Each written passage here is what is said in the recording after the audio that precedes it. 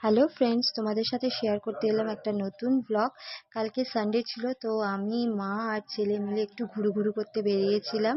তা আমাদের বেহালা হরিসভার মাঠে পেট পুজো মেলা হচ্ছিল, খাদ্য মেলা। প্রত্যেক বছর হয়, তো আগের বছর আমি যাইনি, এই বছর প্রথমবার গেলাম। তো এখানে শুধু খাবারের দোকানে যে ছিল তা না, নানা রকমের দোকান বসেছিল। শাড়ি, কুর্তি, হ্যান্ডক্রাফট, জুয়েলারি, দেখো নানা রকমের মানে দোকান বসেছিল, নানা রকমের কালেকশন নিয়ে তারা বসেছিল। খুব ভালো লাগলো, ভালো ভালো কালেকশন ছিল। এই কালেকশনটা দেখো, এই কালেকশনটা আমার খুব ভালো লেগেছে। এখানে হ্যান্ডক্রাফট জুয়েলারিগুলো খুব ভালো ভালো ছিল, আর শাড়ি, কুর্তি এগুলো ছিল। ওয়ামমও বসেছিল, পিৎজা হাট, নানা রকমের সব দোকান। পানের দোকান ছিল, বেনারসি পান বিক্রি হচ্ছিল।